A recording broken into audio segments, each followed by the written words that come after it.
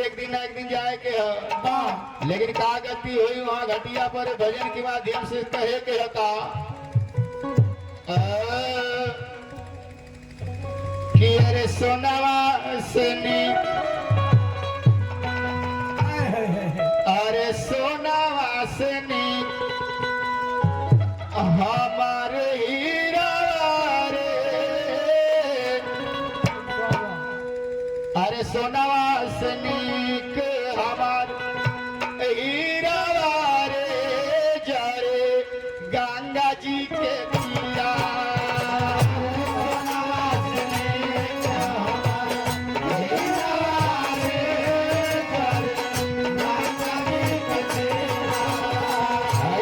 सरकार अरे सोनावा सनी हमार हीरा रे, जा रे गंगा जी के तीरा।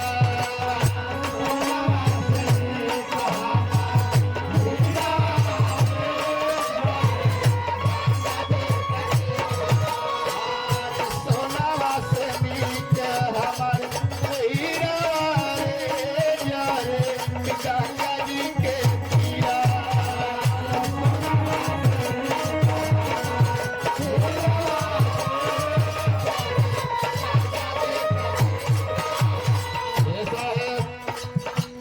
आज हमारे बाबू ये दुनिया में नहीं थे, ये सरकार जे रहना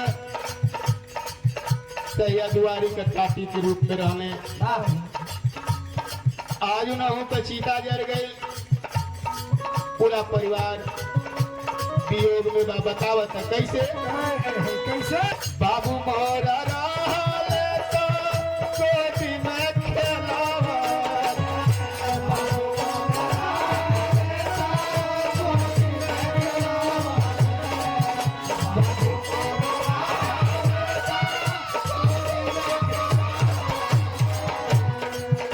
अरे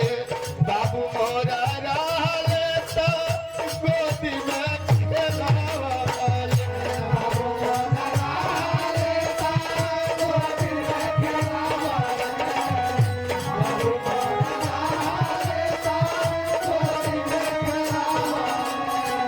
अमेरिका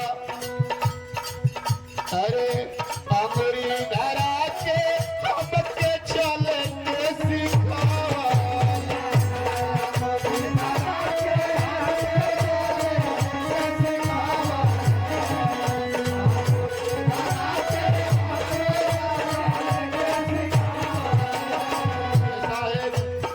आज बाबू ना हुआ सब कोई लौकत है ऐसा है, आज वो आत्मा नहीं खे लौकत जो नहीं आत्मा के हम बाबू कहीं, जेकरा के हम भैया कहीं, जेकरा के हम काका कहीं, ऐसा है वो आत्मा नहीं थे। ऐसे कहता का अरे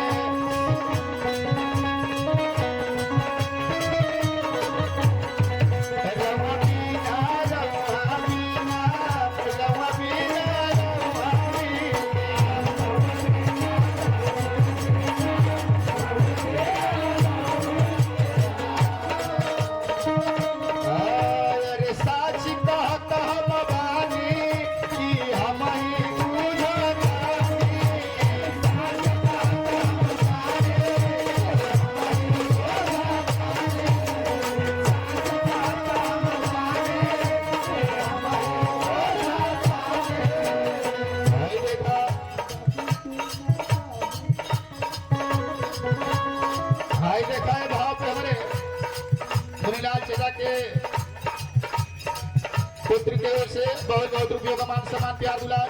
अब भैया के बाबा प्रणाम आशीर्वाद के कामना बात साथे साथ सुनवैया श्रोतागण भैया लोगों के भी नमस्कार प्रणाम भाई सरकार।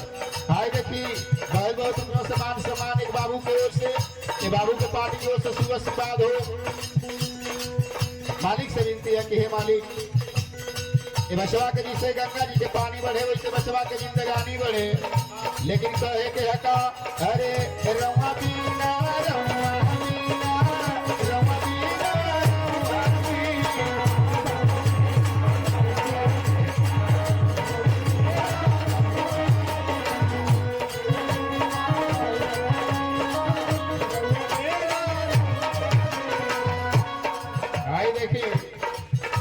धरती से हमारे आदरणीय फूफा श्री की ओर से हजारों हजार रुपयों का मान सम्मान प्यार दुलारे सरकार फूफा के शरण में बार बार प्रणाम आशीर्वाद के कामना बा लेकिन कहे के बा आओ